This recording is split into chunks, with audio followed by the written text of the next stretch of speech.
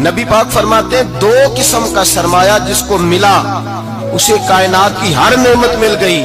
اور حضور نے فرمایا میں اپنے غلاموں کو نصیحت کرتا ہوں یہ دو دولتیں ایسی ہیں جو اللہ سے مانگا کریں.